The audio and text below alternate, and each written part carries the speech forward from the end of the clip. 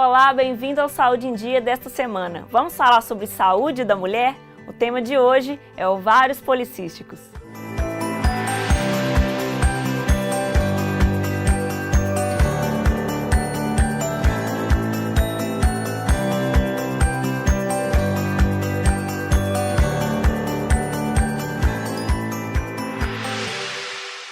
No programa de hoje a gente vai falar sobre ovários policísticos. Quem nos acompanha é o ginecologista e obstetra Dr. Marcelo Antônio. Tudo bem, Dr. Marcelo? Tudo bem. Prazer recebê-lo no Saúde em Dia pela segunda vez, né? Muito obrigado. Espero que a gente possa tirar as dúvidas aí em casa. E a minha primeira dúvida é ovários policísticos, síndrome dos ovários policísticos, cisto no ovário, é tudo a mesma coisa? Dá para colocar tudo num pacote? Bom, nós levamos em consideração a síndrome do ovário policístico, né? Quando a gente fala ovários policísticos, a gente está falando referência aos dois, mas basta, como síndrome, falar síndrome do ovário policístico, que no passado já foi chamado também de síndrome Stilling-Leventhal, mas hoje é síndrome do ovário policístico. Esse nome é do pesquisador que primeiro descobriu a história do ovário policístico é muito longa, né? Porque por volta de 1935, né, dois cirurgiões americanos, eles começaram a perceber alterações nas mulheres que tinham ausência de menstruação associada à morfologia de pequenos cistos no ovário. E a partir daí se iniciou a pesquisa do ovário policístico.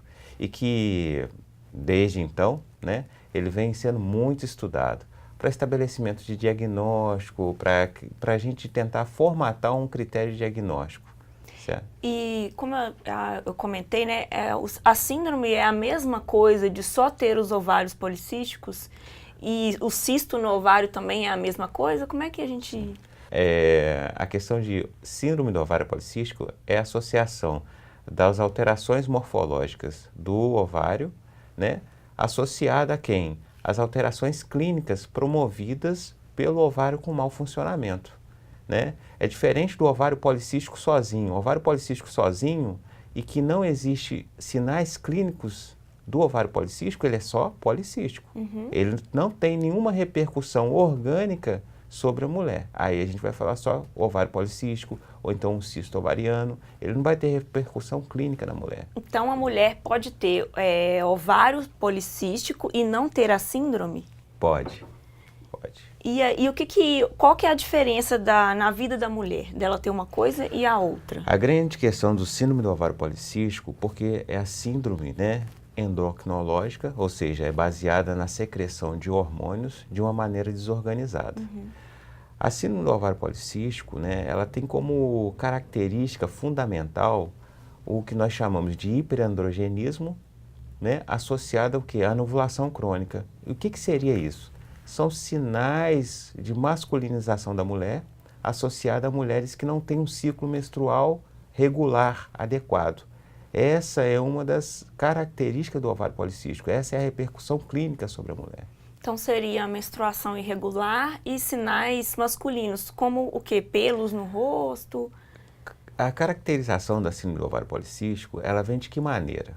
Primeiro, ultrassonograficamente, que hoje nós temos ultrassonografias de alta sensibilidade para detectar o quê? Os pequenos cistos ovarianos. São pequenos cistos ovarianos. Tem que deixar isso muito claro, porque às vezes a pessoa pensa assim, eu tenho um cisto de ovário, tenho ovário policístico. Não, são pequenos cistos que por critério tem número de pequenos cistos para a gente chegar ao diagnóstico de ovário policístico, né? Associado ao quê? Alterações clínicas ou laboratoriais que levam o quê?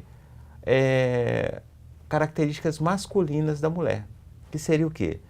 O hirsutismo, por exemplo. O que seria o hirsutismo? Seria o quê? A presença de pelos em lugares que são de implantes masculinos, por exemplo, na face, né? E são pelos grossos, né? Seria na face, seria no peito, seria alteração do vértice do triângulo na região púbica, né? São aquelas mulheres que na região púbica, elas não têm um triângulo voltado com o vértice para baixo. Olha. O vértice passa o quê? Em sentido do umbigo. Então é uma alteração significativa. Essa daí mesmo. Muito. Isso aí já se chama até virilização. São as mulheres que têm grande número de pelos na face interna da coxa, né? Ou então mesmo no dorso também pode ter implante de pelo. São as mulheres que têm mais espinha, tem uma pele mais oleosa, são características masculinas do homem. A obesidade central, ou seja, são aquelas mulheres também que têm um índice de massa corporal maior e é o que? Centralizado na parte central. São características masculinas. Né? Essas características clínicas do ovário policístico, elas trazem um desconforto imenso à mulher. Imagino. Como que a alteração no funcionamento dos hormônios causa um transtorno, né, tão significativo no organismo mesmo da mulher, né, que acaba sendo visível mesmo. Né? Essa questão é muito complexa, né? E é muito, assim, os estudos, eles vêm sendo, assim, muito aprofundados no ovário policístico porque não se sabe a causa, né? Porque a origem do problema, ele está a nível cerebral. A menstruação da mulher começa onde? No cérebro, né? A liberação de hormônios no cérebro, eles vão estimular os ovários e os ovários vão estimular a camada interna do útero, chamada endométrio. Então, existe um ciclo bem definido para que isso ocorra de uma maneira organizada e sincrônica. Porém, existe uma desordem na liberação de um hormônio específico a nível cerebral, numa glândula chamada hipófise, né? Esse hormônio, ele vai estimular o ovário de uma maneira errada, né? Como ele sobressai sobre um parceiro dele, né? Porque ele agiria em grupo, seria um hormônio chamado LH e um FSH. Só que tem que eles perdem a parceria. O LH, ele passa a ser mais o quê? Sobressair ao FSH, de maneira que isso vai produzir uma desordem no ovário, que naturalmente vai ter uma maior produção de hormônio, que é o hormônio masculino. E não é só a produção do hormônio masculino, isso que é interessante. É a produção e a disponibilidade do hormônio masculino, que ele fica mais livre. Porque a mulher, ela tem hormônio masculino? Tem. Porém, ele é o quê? Casado com algumas proteínas que não deixam ele ter uma ação ativa. Porém, quando você tem um ovário policístico, essa produção exagerada do LH, que não se sabe o porquê que isso acontece, acaba fazendo o quê? Uma resistência insulínica, que a insulina, que é um outro hormônio, faz o quê? O hormônio masculino ficar mais disponível na circulação da mulher. Então ele se torna mais atuante. Aí que vem o quê? Fator de virilização da mulher e vem fator de irregularidade menstrual. E como o senhor comentou também, a questão do acúmulo de gordura na região da barriga. Uma né? coisa muito interessante, né? Quando a gente pensa em ovário policístico, nós pensamos em obesidade associada. Sim. 50% a 60% das mulheres que têm ovário policístico, elas estão o quê? Ela está associada ao quê? À obesidade. Mas existe um percentual mais ou menos de 50%, em torno de 30% a 50% que não tem obesidade. São mulheres magras que são portadoras da síndrome do ovário policístico. Elas têm as manifestações androgênicas, ou seja, as manifestações masculinas da mesma forma. Mas não necessariamente elas engordam. Exatamente. Porém, isso pode trazer umas outras alterações a nível orgânico da mulher muito importantes, que são mulheres que, independente do biotipo, elas podem estar o quê? Ter dislipidemia, ou seja, alterações no colesterol. Elas podem se transformar em diabéticas, né? E naturalmente elas são vítimas que elas têm um fator aumentado de risco para as doenças cardiovasculares. Tudo vinculado a alterações hormonais. O senhor comentou da questão, né, da alteração, todas essas alterações, na verdade, que fazem com que a mulher tenha características masculinas e até a alteração do crescimento dos pelos pubianos, né? Isso acontece de uma hora para outra, porque eu fico imaginando que se os pelos crescem de uma outra forma, até a mulher perceber que isso está acontecendo, ela já não se ligou que alguma coisa está errada. Então, assim, para chegar nesse nível da doença, a mulher tem que ter deixado passar um tempo sem ter prestado atenção nas alterações. Uma coisa interessante é o seguinte, né? Nós temos que ter muito cuidado na definição, né? No diagnóstico da síndrome do ovário policístico, né? O profissional, quando ele vai fazer o diagnóstico do ovário policístico, tem que ter muito, muito cuidado.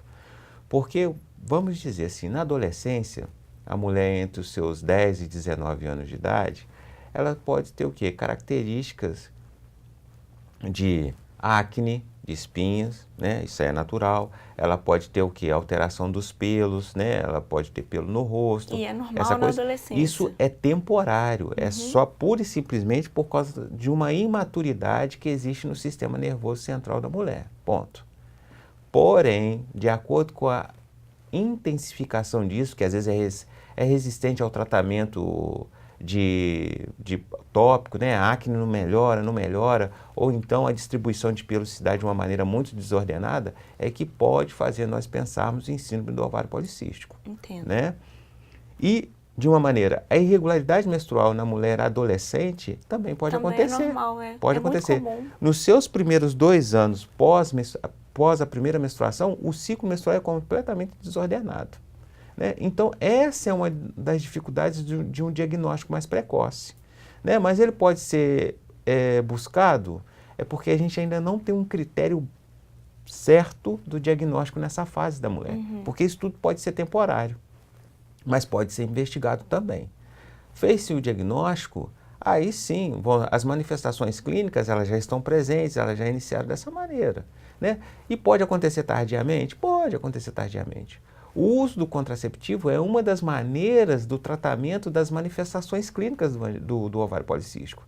E, naturalmente, às vezes o ovário policístico ele vai se mostrar de uma maneira mais cruel com os seus sinais clínicos quando suspende o anticoncepcional. E aí que a pessoa Suspendeu vai o ver, anticoncepcional, aparece mais acne, a menstruação fica irregular, ou então está tentando engravidar, tem dificuldade de engravidar porque não tem um ciclo regular.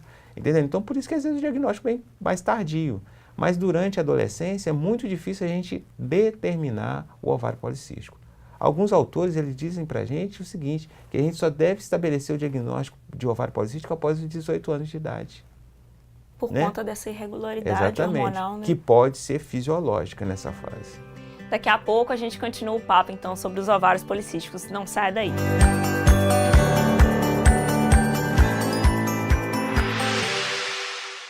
Você já ouviu falar sobre ovários policísticos ou conhece alguém que tem essa síndrome? No programa de hoje a gente está conversando sobre esse assunto com o Dr. Marcelo Antônio, ginecologista e obstetra.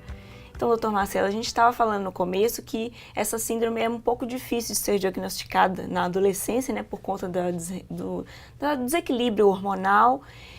Eu queria saber, assim, existe uma receita, assim, uma ideia que a gente pode dar para quem está assistindo? Quais são os principais sintomas que a mulher pode falar assim, não, eu preciso me atentar para esses sintomas que eu posso ter ovário policístico? Sim. Ou a síndrome, no caso, né?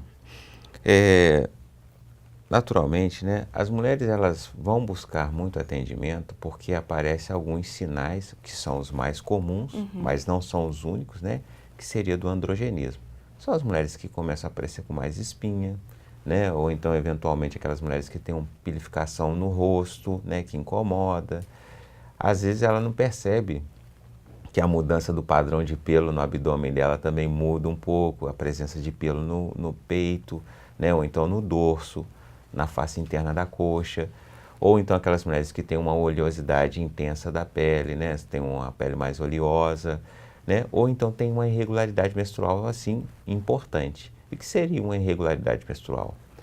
Normalmente o intervalo entre a menstruação, né, é em torno de 22 a 35 dias, é o intervalo entre uma menstruação e outra. Então, eventualmente, se existe um ciclo menstrual longo, maior do que 35 dias, né, ou seja, uma irregularidade importante, sem uso de contraceptivo, às vezes chama a atenção da mulher. O que está acontecendo? Pode ser um dos sintomas do ovário policístico. Ou então, aqueles ciclos assim, são esporádicos. Né? Você fica 3 meses, 4 meses sem menstruar, aí a menstruação aparece. Nós só precisamos diferenciar isso das mulheres que estão na perimenopausa, que isso pode ser condição normal na perimenopausa por causa de uma deficiência hormonal. A perimenopausa é o período próximo à menopausa. Próximo à menopausa, né? Mas fora isso, são coisas que vão fazer a mulher procurar um atendimento porque a menstruação está irregular. Ou então, são aquelas mulheres que tentam a gravidez e não têm sucesso na gravidez. Estou tentando engravidar, não consegue. É a nossa primeira pergunta. Você está menstruando regularmente? Eu menstruo de vez em quando. né? Então, são situações que pode se investigar a síndrome do ovário policístico. Geralmente, quando as mulheres estão tentando engravidar, é que elas acabam atentando para esses sintomas todos que já estão acontecendo há algum tempo e aí acabam descobrindo, né? Exatamente. Isso tudo porque o que a gente bateu muito aqui falando a respeito dos sintomas androgênicos, eles não são comuns de acontecer em todos os casos de síndrome do ovário policístico, né? Logicamente, é um dos sintomas mais comuns, né? O hiperandrogenismo. Porém, ele pode estar ausente, né? Porque o simples fato de você ter ciclos de pouca menstruação, né? Assim, por exemplo, em um ano, você ter 9 ciclos menstruais apenas. Isso aí já se fala em síndrome do ovário policístico, associado à imagem de ultrassonografia. Sem ter outros sintomas, não tem obesidade, entendendo? Não tem surtismo, né? Que seria a pilificação nos pontos do homem. Mas tem irregularidade menstrual, mais uma imagem de ovário policístico. Essa é uma síndrome de ovário policístico. Então, doutor Marcelo, existe uma alteração fisiológica, você comentou da questão do ultrassom, existe uma alteração fisiológica mesmo no ovário? Ele fica diferente de um ovário normal? Os pequenos cistos, né, ficou vinculado a um consenso, né, de duas sociedades, uma sociedade europeia com a sociedade americana, que nós chamamos de critérios de Roterdã, né? Isso aí é embasado na teoria médica para diagnóstico, né? Um consenso para diagnóstico do ovário policístico.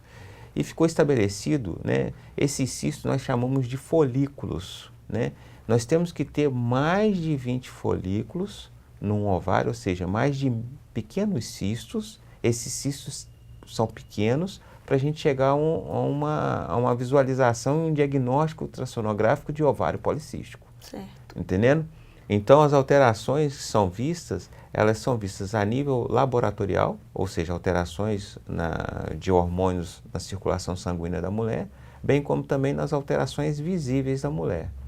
Então, a gente colocou, né, alterações, né, que seriam as androgênicas, que o senhor comentou, né, pelos no rosto, pele oleosa, acne, o exame, né, que o senhor comentou do ultrassom, o que mais que a gente alterações falou? Laboratoriais. Isso.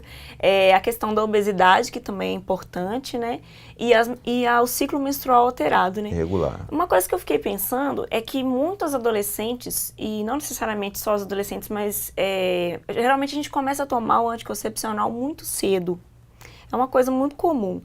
E se eu começo a tomar o anticoncepcional, consequentemente, eu regulo a minha menstruação. E se eu tiver o ovário policístico, eu não vou saber que eu tenho ovário policístico? Naturalmente, lógico, tem as meninas que têm uma virilização intensa, porque essas devem ser investigadas, não só o ovário policístico, bem como todas as mulheres. Quando o ginecologista ele vai fazer a investigação do ovário policístico, ele tem que descartar outras doenças, principalmente aquelas mulheres que têm intensa virilização, né?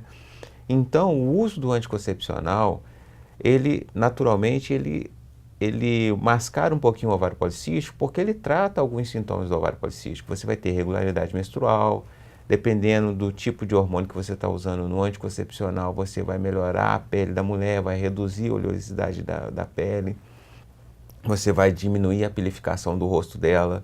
Então, naturalmente, aquilo não incomoda, né? Um dia chegou o projeto de gestação, aí vai ter a suspensão do anticoncepcional, então os sintomas, os sinais clínicos do ovário policístico, eles vão aparecer.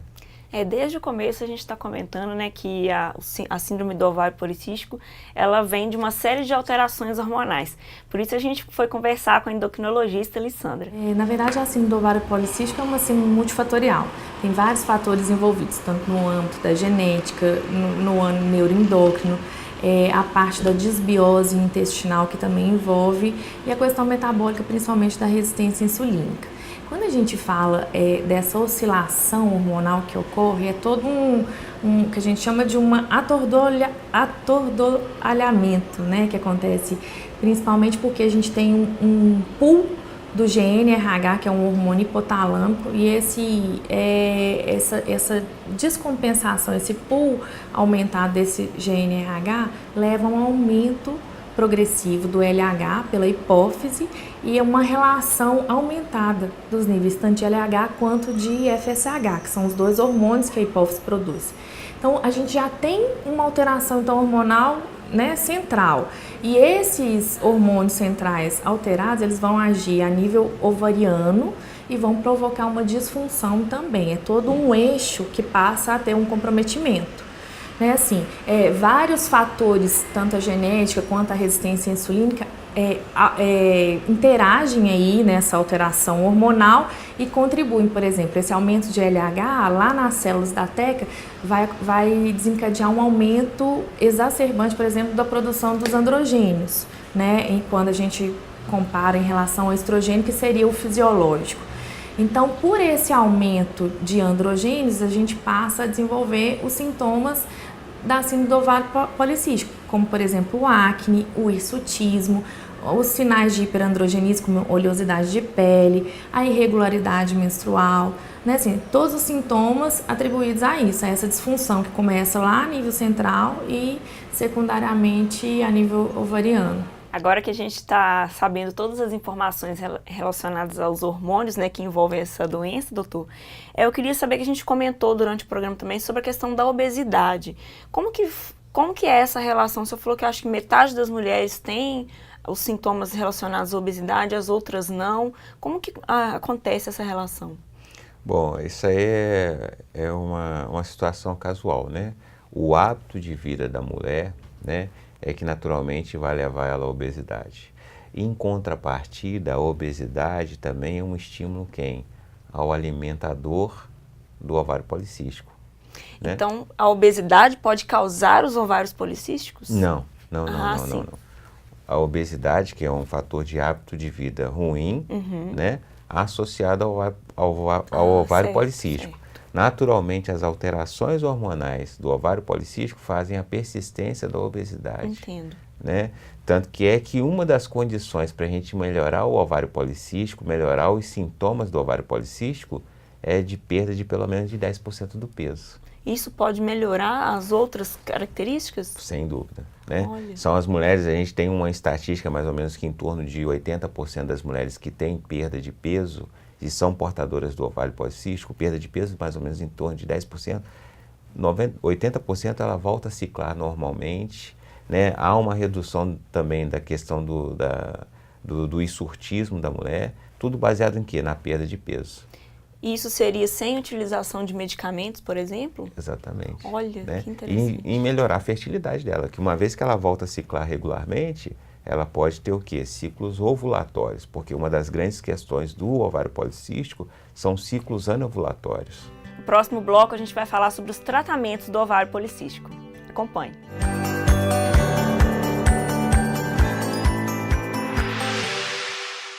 Cerca de 2 milhões de novos casos de ovários policísticos são diagnosticados todos os anos no Brasil.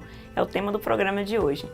Então, doutor Marcelo, o senhor estava comentando a respeito da fertilidade, que também ela fica prejudicada, né, quem tem a síndrome dos ovários policísticos. Como que isso acontece com a mulher? A questão de você ter essa desordem hormonal, né, e uma expressão do LH maior, faz o quê? Acaba que você tem uma inibição dos ciclos ovulatórios, inibe a ovulação da mulher. Por quê? Porque os pequenos folículos, os pequenos cistos, eles não conseguem amadurecer. E como eles não têm o estímulo do hormônio chamado FSH, eles não conseguem crescer para poder liberar o seu ovinho. Então são ciclos anovulatórios. Dessa maneira vai terminar em irregularidade menstrual intensa e ciclos que você não consegue ovular.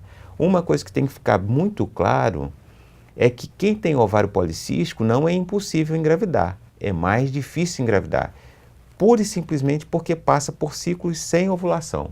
E aí não tem como mesmo, né? Exatamente. Então vamos por partes. Eu quero saber duas coisas. Qual seria o tratamento para quem tem o ovário policístico e como o senhor comentou, né? Se é possível engravidar, como que a mulher faria para engravidar se ela vai acabar tendo que fazer o uso de anticoncepcionais, né? É um dos tratamentos, acredito. O ovário policístico depende o que você quer tratar, dos sintomas. Existem situações que você vai pura e simplesmente reduzir o quê? Os sinais androgênicos. Por exemplo, nós podemos usar o mesmo medicamento que nós usamos para o diabetes.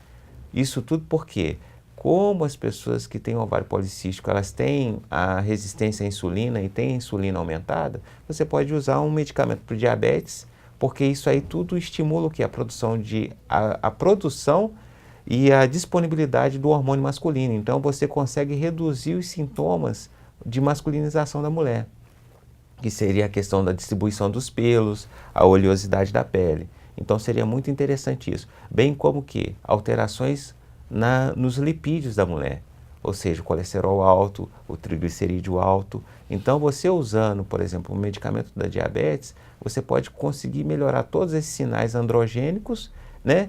E reduzir o quê? Os fatores de risco para as doenças cardiovasculares. Só com esse tratamento a gente já conseguiria, por exemplo, fazer com que a mulher volte a ovular normalmente? Sim, né? Às vezes é necessário a gente associar outras medicações de estímulo para a ovulação. Né? O uso do contraceptivo hormonal. O uso do contraceptivo hormonal, dependendo da sua composição, da sua fórmula, nós também vamos melhorar o quê? Os sintomas androgênicos da mulher, bem como colocar ela para ciclar regularmente.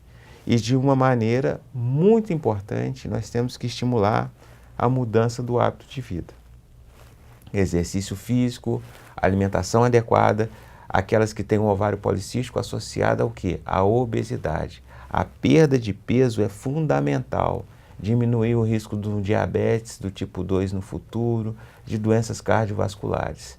Então, tem medicação que pode ser usada? Sim, para regular ciclo, para melhorar o padrão de pele da mulher, né? Mas nós temos que pensar o quê? Nas alterações metabólicas da mulher, que vão colocar ela no grupo de risco, são fatores de risco para a doença cardiovascular. Então, nós temos que melhorar a qualidade de vida da mulher em que? Estimulando ela em exercício físico, estimulando ela numa alimentação adequada. Então, mediante o que o senhor acabou de falar, as mulheres que têm a síndrome do ovário policístico, elas não vão ser reféns do anticoncepcional para o resto da vida, né? Não necessariamente, né? Isso ela mudando o estilo de vida dela, né? E dependendo da intenção dela também com relação à gestação, ela vai passar períodos da vida dela sem um contraceptivo, né? Ou sem uso de outras medicações que vai levar o quê? A inibição dos sintomas androgênicos. E fazendo todo esse acompanhamento, elas já vão poder engravidar normalmente. A gravidez no ovário policístico é o seguinte, né? Primeira coisa, nós temos que ter ciclos regulares. Os ciclos estão regulares, eles são ciclos ovulatórios. Nós, como ginecologistas, nós podemos esperar um tempo a ver se a gravidez acontece de uma maneira espontânea. Uma vez que você não tem ciclos ovulatórios, ou se você tem uma irregularidade menstrual importante, nós temos que lançar mão do uso de medicamentos que vão promover a regularidade do ciclo menstrual, bem como fazer um estímulo ovariano para que ocorra a ovulação. E como seria esse estímulo? Existem drogas que elas vão fazer o quê? A estimulação da liberação do FSH. O FSH é um dos hormônios que fazem o estímulo do ovário até o crescimento do folículo, né? Ela escolhe aquele folículo que é o mais bem sucedido, ele vai crescer e vai liberar o ovinho. Então essas medicações, elas fazem pura e simplesmente o quê? Estímulo da produção do FSH. Aí que vai fazer o estímulo ovariano e terminar em ovulação. E pode ser uma das coisas que às vezes nos faz associar a metformina. Então, Marcelo, eu quero saber se os ovários policísticos têm cura. Mas antes, vamos assistir ao Conexão Saúde.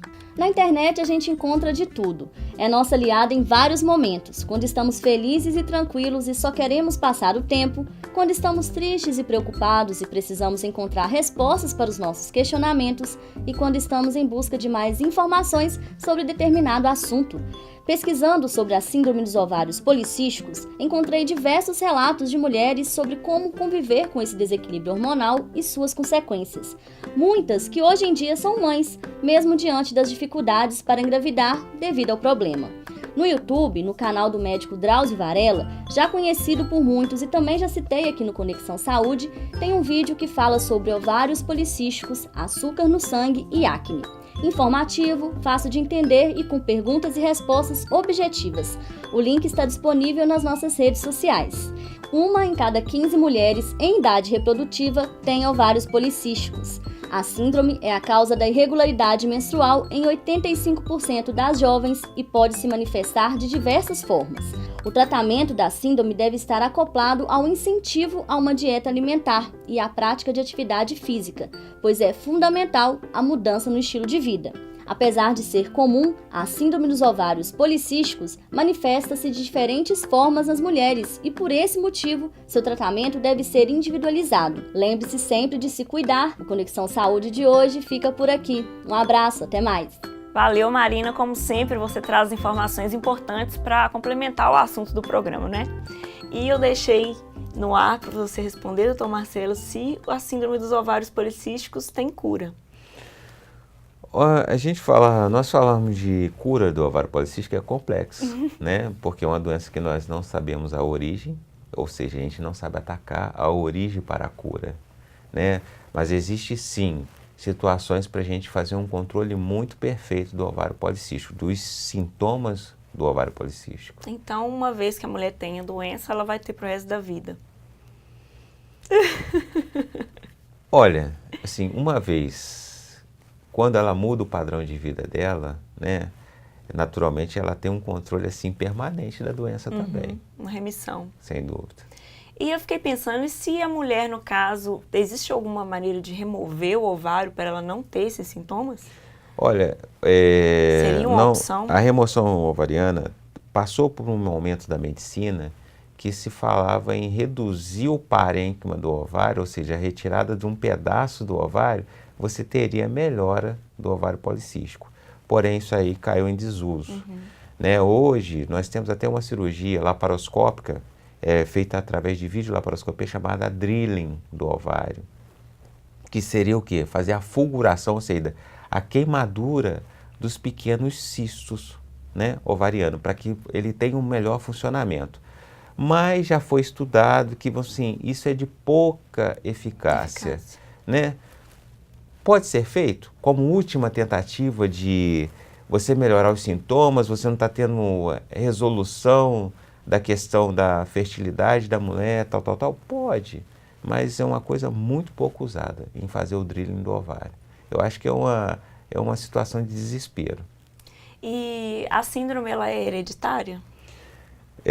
Os estudos mostram, né, que as mulheres que têm parente de primeiro grau com síndrome do ovário policístico, elas podem ser vítimas do ovário policístico com mais frequência. E outra questão, né, que a gente sempre fica preocupada, tem alguma relação com câncer? Com algum tipo de câncer? Não. O síndrome do ovário policístico é uma doença benigna. Os fatores de risco de gravidade da síndrome do ovário policístico são as alterações metabólicas que ocorrem na mulher, tanto para o diabetes do tipo 2, quanto para as doenças cardiovasculares, por conta da dislipidemia. Doutor Marcelo, muito obrigado pela sua participação. Convido o senhor a retornar no Saúde em Dia mais uma vez. Muito obrigado. Você que está nos assistindo em casa, corre lá no YouTube, se inscreve no nosso canal e ativa o sininho para você receber as notificações de novos programas. E semana que vem, assiste a gente de novo. Até lá. Tchau!